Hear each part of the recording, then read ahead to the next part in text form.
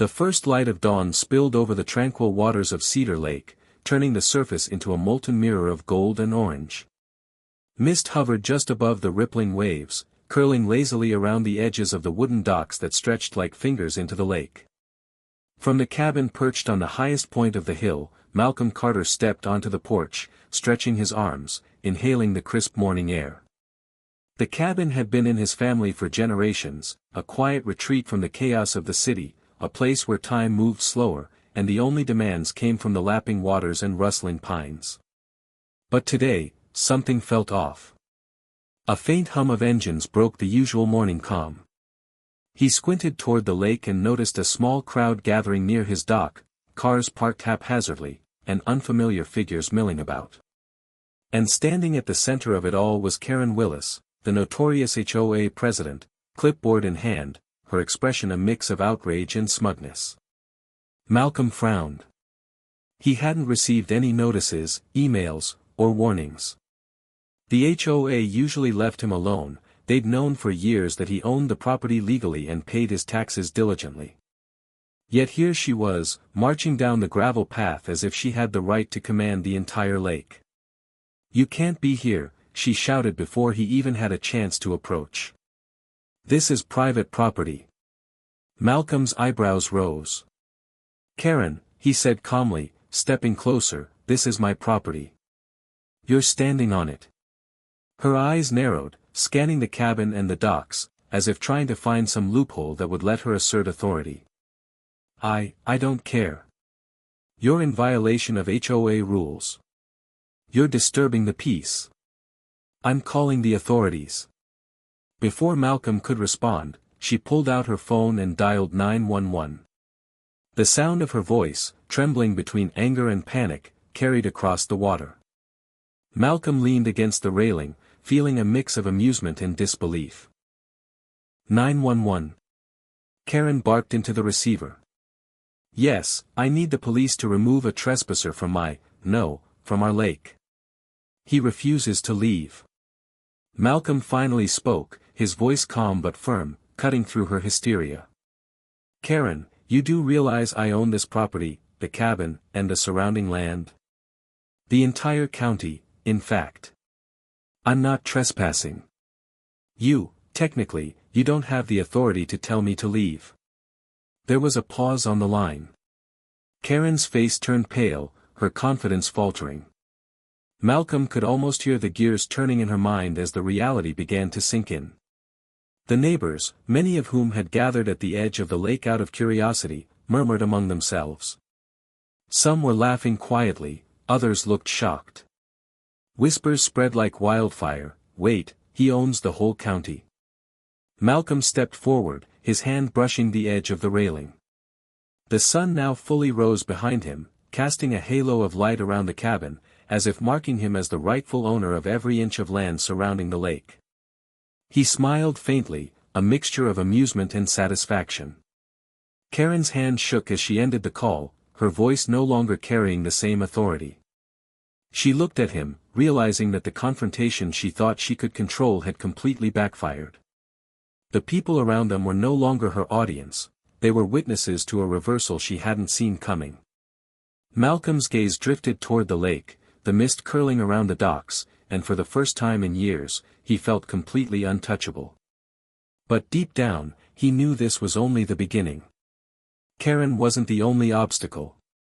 There were rules, there were neighbors with grudges, and there was a history of small-town power struggles that didn't disappear just because he owned the land. A slow, deliberate smile formed on his face. Let the games begin. By mid-morning, the crowd around Malcolm's cabin had grown. Word of Karen's 911 call spread like wildfire through Cedar Lake County. Curiosity seekers, a few concerned neighbors, and even local reporters had started arriving, their cameras and smartphones capturing the confrontation.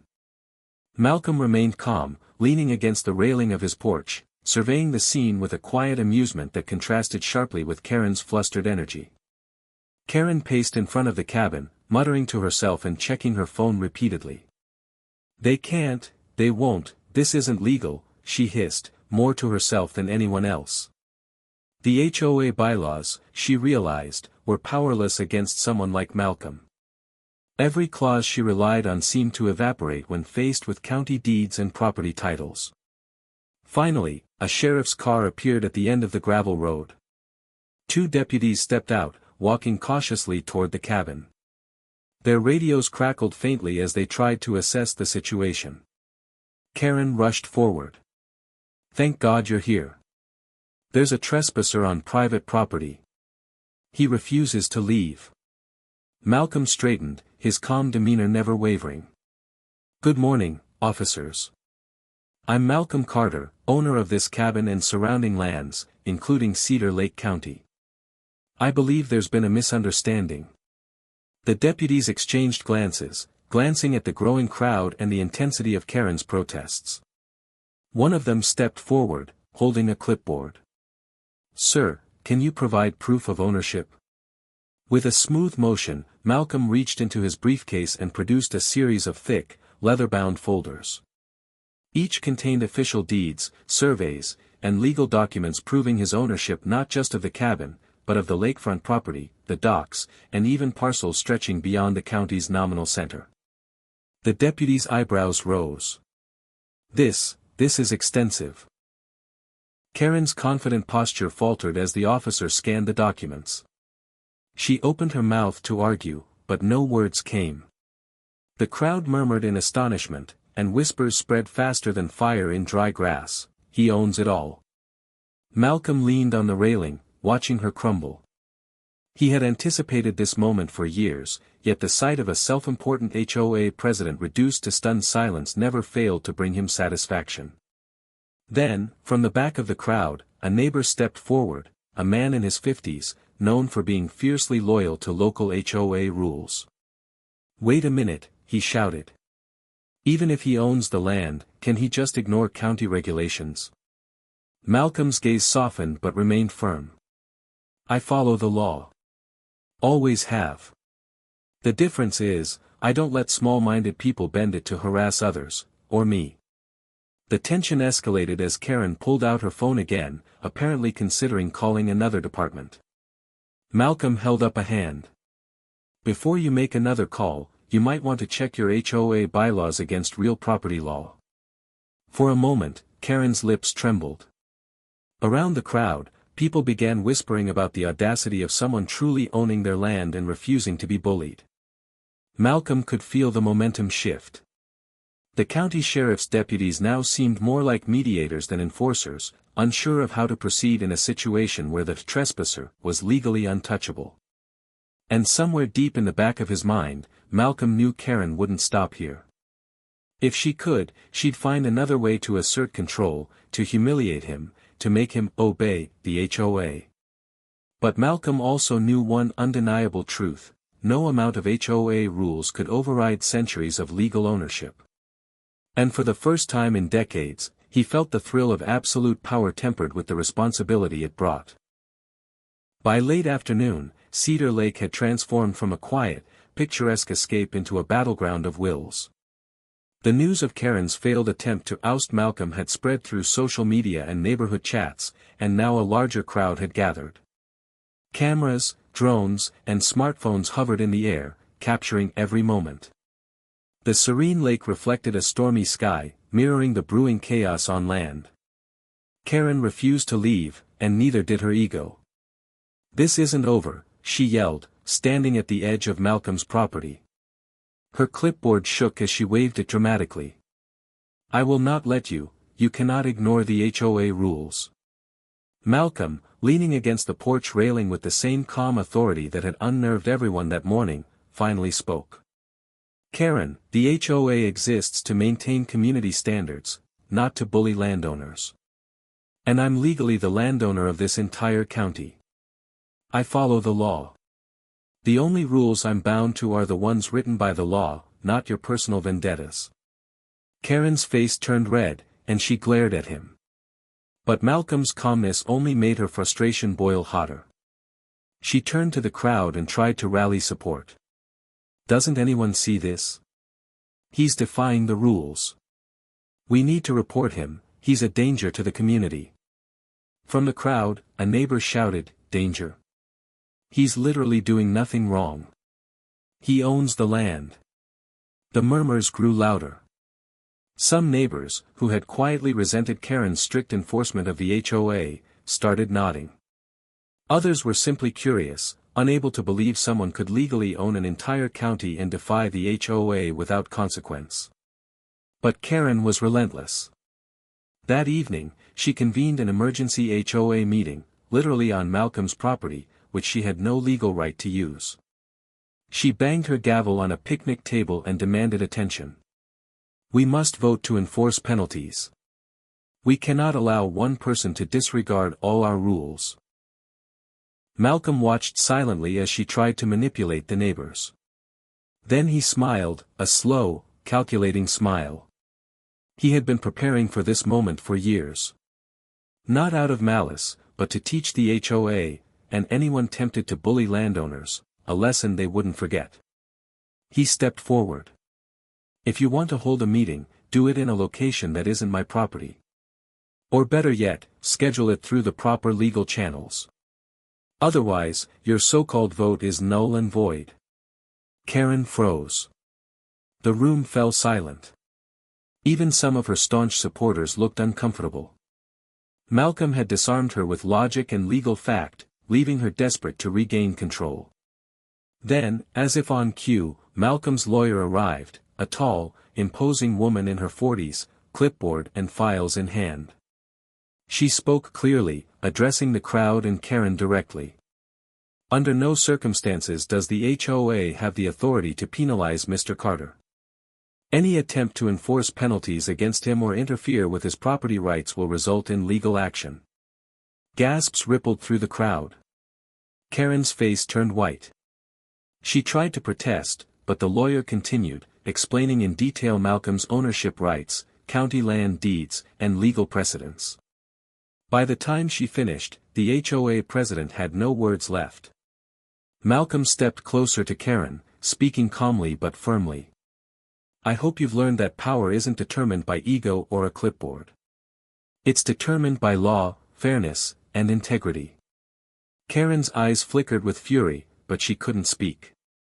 The crowd, now fully aware of the power shift, began dispersing, whispering to each other, some applauding, some laughing at the surreal spectacle.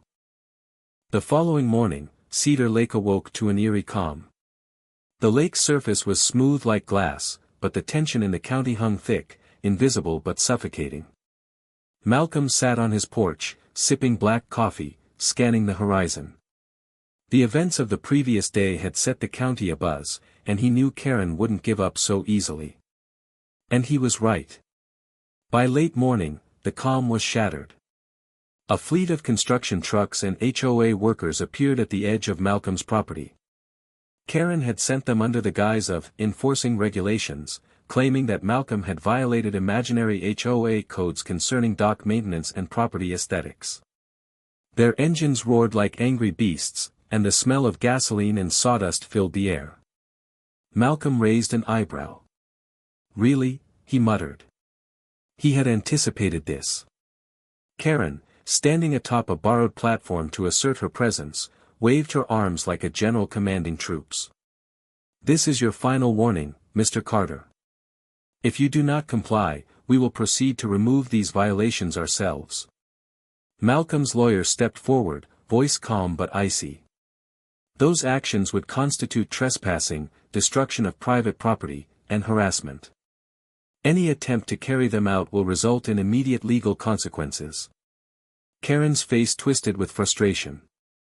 She looked around, hoping some neighbor would join her, but the majority had already sided with Malcolm or stayed neutral, unwilling to get involved in the escalating legal storm. But Karen, desperate and reckless, decided to escalate further. She pulled out her phone, dialing the county's zoning office. "Yes, I want to report a violation. He's non-compliant with every code. Immediate inspection required." Malcolm tilted his head, his expression unreadable. "Karen, let me save you the trouble. Any inspection requires permission from the legal owner, me.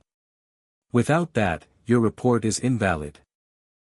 Karen froze, the first glimmer of panic flickering across her face. She had expected resistance, but not such overwhelming legal certainty.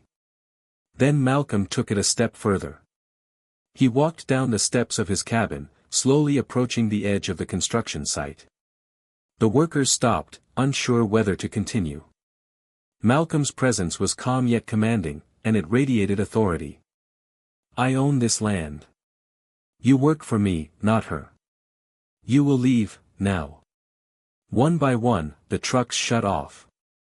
The workers glanced at Karen, then at Malcolm, uncertain who truly held the power here. Karen's voice trembled as she tried to assert control, but the credibility was gone, evaporated under the weight of Malcolm's calm authority. The crowd that had gathered watched in stunned silence as Malcolm returned to his porch, unhurried, sipping his coffee as if this were merely a minor inconvenience. Karen stormed off in a huff, muttering about appeals, paperwork, and next steps, but Malcolm knew she had lost. Yet, as he looked over the lake, Malcolm sensed that this was not the end. Karen would find a new strategy, perhaps even attempt something more aggressive, more cunning. But for every move she planned, Malcolm had foresight, patience, and legal supremacy on his side. He leaned back, letting the warm sunlight wash over him. For now, Cedar Lake County was his, protected not by ego or force, but by the unassailable power of law and principle. And deep down, he smiled at the thought that some people, no matter how persistent, simply cannot bully the truth. The sun rose on Cedar Lake with a calmness that seemed almost ironic. After days of chaos, tension, and confrontation, the lake looked untouched, serene, as if nothing had happened. But beneath its reflective surface, the ripples of conflict still lingered. Malcolm stood on the porch of his cabin, eyes scanning the horizon. He had anticipated every move Karen could make, but today, he knew, the final act was about to unfold. True to form, Karen had not given up. She had filed a formal complaint with the county, claiming Malcolm was violating obscure HOA codes and attempting to monopolize community resources. She had even convinced a handful of neighbors to join her cause, hoping sheer numbers would sway authority against him. Malcolm smiled quietly. "Numbers don't matter when the law is on your side," he muttered to himself. That afternoon, a convoy of county officials, lawyers, and mediators arrived, not to enforce Karen's whims, but to formally verify Malcolm's ownership and review the legitimacy of her complaints. Every document Malcolm had prepared, every deed and legal record, was presented meticulously. Karen watched in disbelief as her arguments crumbled. The officials explained that Malcolm's property rights were absolute within the county's legal framework. Any attempt by the HOA to override them would not only fail but expose the HOA, and Karen personally, to legal liability. Her desperation turned to fury. "This isn't over," she shouted, voice echoing across the lake. "You can't." Malcolm raised a hand, calm, commanding, and final. "Karen, the law doesn't bend to ego. You've had every chance to follow the rules, respect property rights, and act with integrity. You chose harassment instead. This ends today." In a decisive move, Malcolm's lawyer presented a formal notice. Any future attempts by the HOA to interfere with Malcolm's property would result in immediate legal action, including penalties for harassment and trespassing. The message was clear: Cedar Lake County was his, fully and unchallenged. The gathered crowd murmured, some applauding, some simply awestruck. Even neighbors who had doubted Malcolm now nodded in recognition. Karen's face flushed, the fire in her eyes dimming.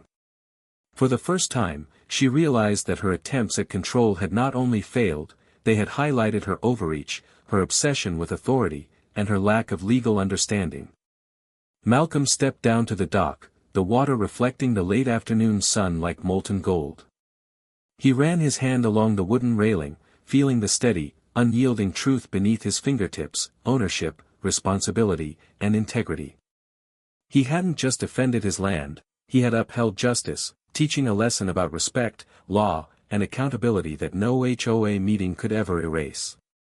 Karen finally retreated, muttering to herself, leaving the lake and the county in Malcolm's unchallenged hands. The crowd slowly dispersed, leaving him with the quiet he had always cherished, this time, untouchable, triumphant, and fully sovereign.